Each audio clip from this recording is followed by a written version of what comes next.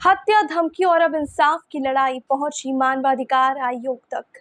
मुजफ्फरपुर का पुतुल हत्याकांड फिर सुर्खियों में। मैं सानिया और आप देख रहे हैं MTN न्यूज। सदर थाना क्षेत्र के पताही रूप गांव में हुए पुतुल कुमार हत्याकांड ने अब नया मोड़ ले लिया है। पीड़ित परिवार ने न्याय की मांग को लेकर के सीधे बिहार राज्य मानवाधिकार आयोग और राष्ट्रीय मानवाधिकार आयोग का दरवाजा खटखटाया है। परिवार का ये आरोप है कि 14 मार्च को हत्या हुई, FIR दर्ज हुई, लेकिन अब तक सिर्फ एक आरोपी की गिरफ्तारी बाकी है। आरोपी खुलेआम घूम रहे हैं और यही नहीं, पीड़ित परिवार का ये भी दावा है कि उन्हें लगातार केस वापस लेने का भी दबाव दिया जा रहा है। यहाँ तक कि पूरे परिवार को नरसंहार की धमकी भी दी जा रही है। परिवार बार बार पुलिस से गुहार लगा रहा है, लेकिन उनका कहना है कि अब तक कोई भी ठोस कार्यवाही नहीं हुई है। इसी के बाद मानवाधिकार अधिवक्ता SK झा के जरिए दोनों आयोगों में अलग अलग याचिकाएं दाखिल की गई है। वकील का ये भी कहना है कि ये मामला सिर्फ हत्या नहीं है, बल्कि मानवाधिकार उल्लंघन की गंभीर श्रेणी में आता है और इसकी निष्पक्ष व उच्च स्तरीय जांच भी जरूरी है। अब सबसे बड़ा सवाल, क्या आयोग के दखल के बाद पीड़ित परिवार को इंसाफ मिलेगा या फिर ये मामला भी फाइलों में दब करके रह जाएगा।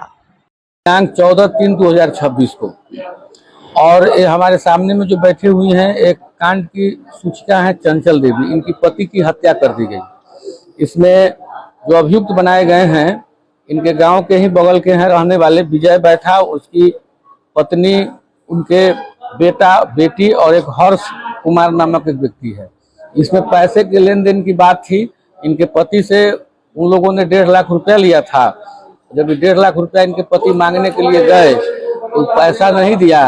पैसा देने के बदले में जो है सो उसका हत्या ही करके उसको दुनिया से समाप्त कर दिया। इसकी सूचना मिली इन लोगों को कि भाई डेड बॉडी बरामद हुआ है। इन लोग थाना में एप्लीकेशन दिए, FIR दर्ज हुआ। पुलिस ने विजय बैठा को भी गिरफ्तार किया, उनकी पत्नी, बेटा बेटी सबको गिरफ्तार किया। लेकिन थाना स्तर से ही इन लोगों को बाद में मालूम चला कि पुलिस गिरफ्तार करके तो ले गए, लेकिन थाना स्तर से ही विजय बैठा के पत्नी, बेटी और बेटा को वहीं से छोड़ दिया गया। उसके बाद ये लोग वरीय अधिकारी के यहाँ भी लोग ऑपरेट किए हैं, लेकिन वरीय अधिकारी के द्वारा भी किसी प्रकार की कोई सकारात्मक पहल नहीं की गई है। पुलिस कुछ कर नहीं रही है और अभियुक्त खुलेआम घूम रहा है, गांव में रहता है और इन लोगों को पूरा डेली रात दिन धमकी देता है, केस उठा लो नहीं तो जान से मार देंगे, किडनैप कर लेंगे। ये सब लोग काफी परेशान है।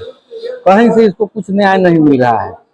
थक हार करके लोग आज हमारे पास में आए हैं और हमारे माध्यम से राष्ट्रीय मानवाधिकार आयोग नई दिल्ली और राज्य मानवाधिकार आयोग पटना के समक्ष में 2 अलग अलग पिटीशन दाखिल किए हैं और हम लोगों ने इस पूरे मामले की इंक्वायरी मानवाधिकार आयोग के द्वारा कराए जाने की हम लोगों ने मांग किया है और जिला प्रशासन को भी हम लोगों ने मामले में कार्रवाई करने का अनुरोध किया है।